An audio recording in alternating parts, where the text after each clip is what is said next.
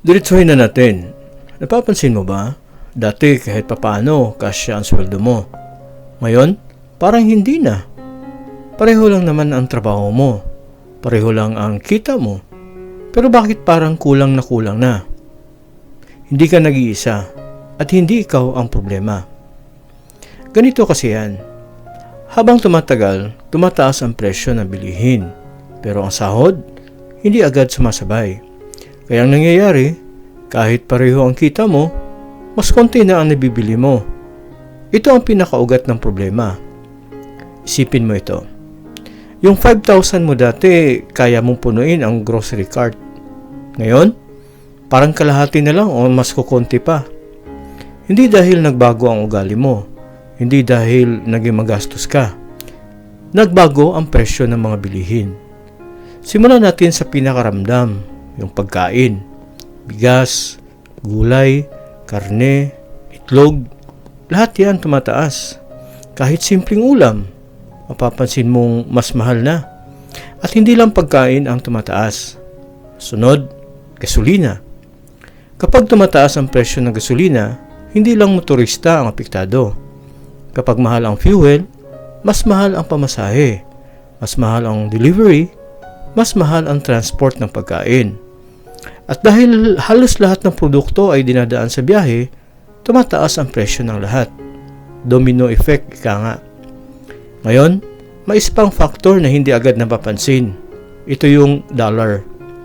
Kapag mataas ang dolyar, mas mahal ang imports. At dahil ang Pilipinas ay umaasa sa imported goods, langis, raw materials, kahit ilang pagkain, tumataas ang presyo dito. Kaya kahit hindi mo iniisip ang dolyar, ramdam mo siya sa grocery. Ngayon, pag-usapan natin ang sahod. Bakit hindi ito sumasabay? Sa totoo lang, mabagal ang pagtaas ng sahod kumpara sa bilihin. May minimum wage adjustments, oo.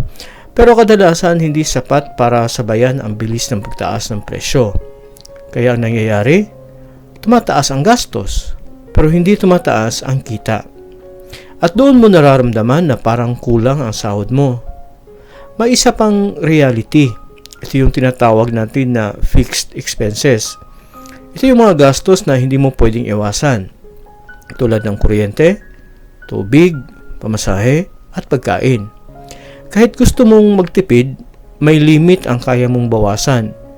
Hindi mo pwedeng tanggalin ang pagkain. Hindi mo pwedeng hindi magbayad ng kuryente.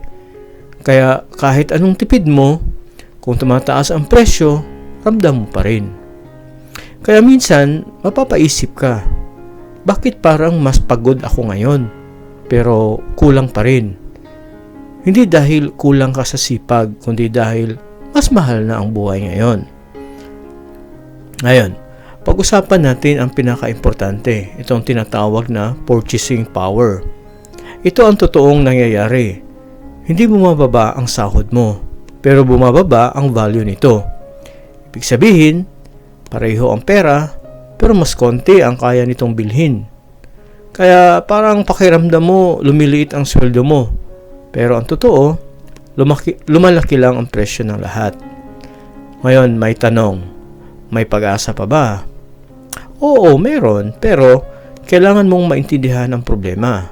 Kasi kung akala mo ikaw ang mali ang solusyon. Pero kung naiintindihan mo na system ang problema, mas makakapag-adjust ka. Sa madaling salita, bakit parang kulang na ang sahod mo ngayon? Number 1, dahil tumataas ang presyo ng bilihin. Number 2, dahil mahal ang gasolina.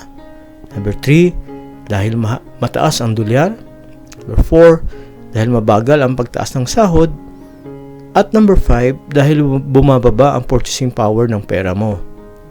At ang pinaka-importante, hindi ka nag-iisa at hindi ka nagkukulang.